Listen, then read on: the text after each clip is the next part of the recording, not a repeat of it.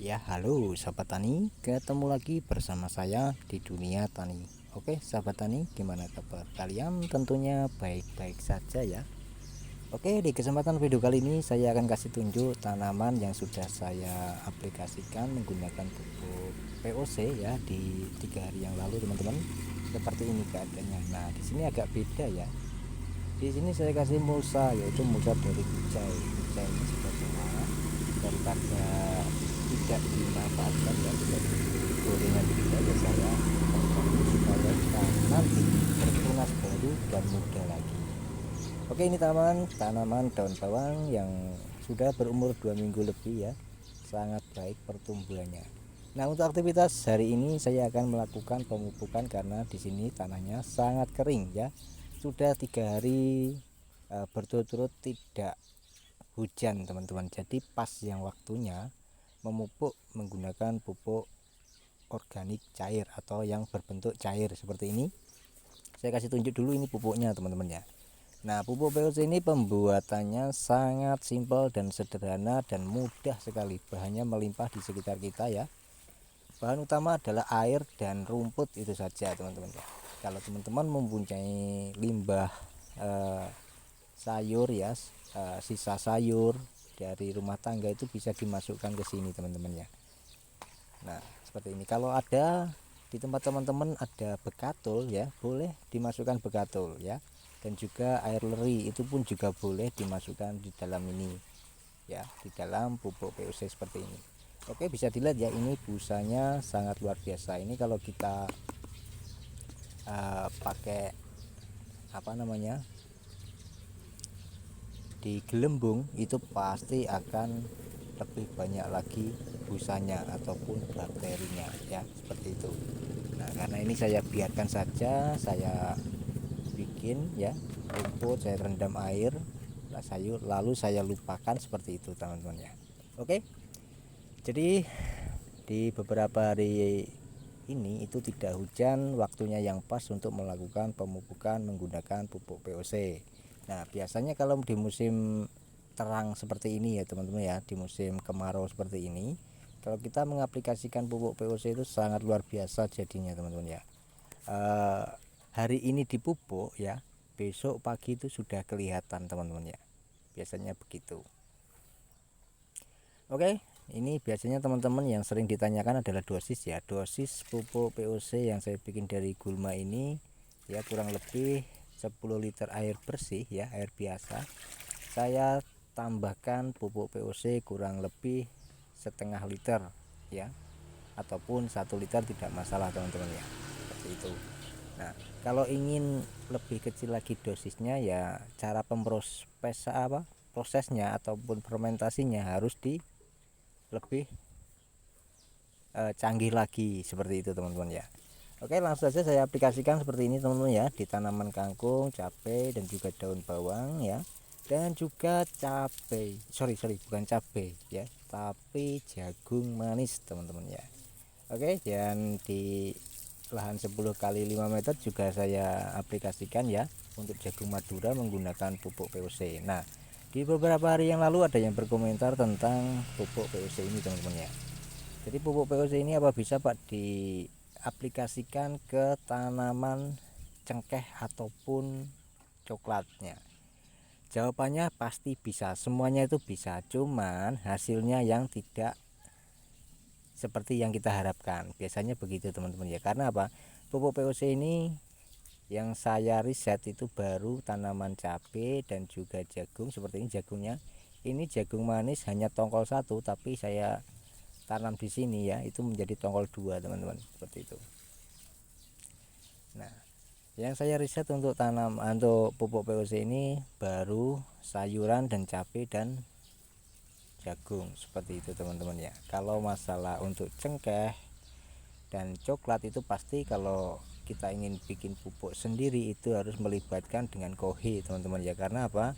Kohi itu sangat luar biasa kalau kita bisa prosesnya ya, untuk pupuk padi, untuk pupuk segala macam buah seperti durian, jeruk maupun tomat dan juga banyak lagi. Itu kalau kita bisa memproses dengan kohi itu pasti akan luar biasa. Tapi kalau pupuk POC ini hanya bahan dasar rumput saja, itu saya sarankan untuk sayur-sayuran seperti itu teman-teman ya.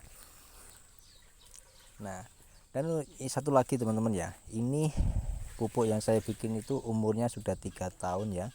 Jadi tinggal menunggu ampasnya. Ampasnya ini kalau sudah jadi tanah, hancur jadi tanah teman-teman ya, itu akan saya bikin katalis. Nanti akan saya hidupkan lagi ya dengan bahan-bahan untuk proses pembuatan pupuk nitrogen ya, dan pupuk NPK dan juga KCR ya. Kalau KCR organik saya sudah bikin ya teman-teman ya. Jadi dari bahan cangkang telur ya. Yang pertama cangkang telur, yang kedua adalah segala rumput yang tahan hidup di musim apa? Di musim kemarau, di musim penghujan, tapi dia tentunya di musim kemarau ya pasti akan hijau terus. Nah itu saya ambil teman-teman. Jadi yang bertahan hidup di musim kemarau ya, seperti itu. Kalau bisa itu adalah 10 macam jenis tumbuhan yang tahan hidup di musim kemarau teman-teman ya. Tuh. Jadi bahannya hanya cangkang telur dan juga rumput dan karbit sebagai etilnya ya, sebagai CL-nya ya, dan juga untuk K-nya itu dari cangkang telur. Dan juga saya masukkan garam teman-teman ya. Garam ini penting sekali untuk pembuatan bahan KCL ya. Di video kemarin saya lupa bilang kalau pakai garamnya teman-teman ya, tapi tidak masalah ya. Untuk video saat ini saya jelaskan lebih detail lagi. Oke. Jadi ini untuk pemupukan. Jadi untuk hari ini ya, saya memupuk itu tanpa menggunakan KCL, hanya pupuk POC saja. Kalau di video kemarin ya 2 hari yang lalu itu saya mix menggunakan KCL karena cabai baru saya petik dan jagung sudah mulai mengeluarkan buahnya, jadi saya pupuk dengan KCL seperti itu. Kalau saya pupuk dengan KCL hasilnya seperti ini teman-teman ya. Untuk tanaman jagungnya bisa dilihat ya, tongkol 2 ini padahal jagung manis tongkol 1, tapi sekarang awalnya hanya tongkol 1 saya tanam, saya kembangkan lagi dan sekarang menjadi tongkol 2 teman-teman. Oke, dan nanti akan saya kembangkan lagi masalah bibit-bibit jagung, bibit cabai ya, cara pembuatannya seperti apa. Kalau cabai di video kemarin sudah saya bagikan ya, untuk kawin silangnya ya, rekayasa genetiknya seperti apa, seperti itu ya. Dan untuk saat ini sudah mudah-mudahan jadi ya, karena putik bunganya itu sudah rontok, tinggal mengeluarkan buahnya saja untuk cabenya teman-teman. Nanti akan saya kasih tunjuk pada teman-teman.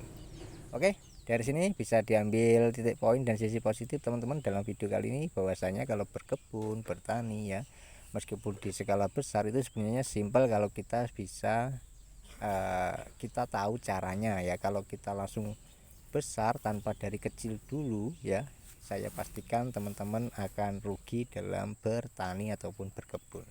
Nah di lahan 3x3 meter ini adalah uji saya ya, uji lab saya tentang tanaman dan pupuk yang saya bikin. Tuh bisa dilihat jagungnya seperti itu teman-teman, sangat luar biasa ya. Nah di sini setelah saya kasih mulsa dengan kucai ya, bisa teman-teman mulsanya itu dengan apa yang ada saja, jangan mengada-ngada ya. Kalau di tempat teman-teman ada jerami, gunakan jerami. Kalau ada rumput ya gunakan rumput itu untuk sebagai mulsa seperti itu. Karena di musim kemarau ini biasanya kan teriknya sangat tinggi ya. Nah ini cabai yang kemarin saya kawin silangkan ya, putik bunganya itu sudah rontok dan ini jadi teman-teman. Mudah-mudahan nanti kita lihat ya buahnya itu panjang apa pendek. Kalau pendek itu jadi teman-teman ya, karena saya kawin silangkan dengan cabai rawit biasa. Oke, itu saja yang saya bagikan, mudah-mudahan bermanfaat. Saya akhiri, ya. Wassalamualaikum warahmatullahi wabarakatuh. Salam petani cerdas luar biasa. Terima kasih sudah menonton sampai selesai. Sampai ketemu di video saya selanjutnya tentang berkebun secara alami ataupun organik.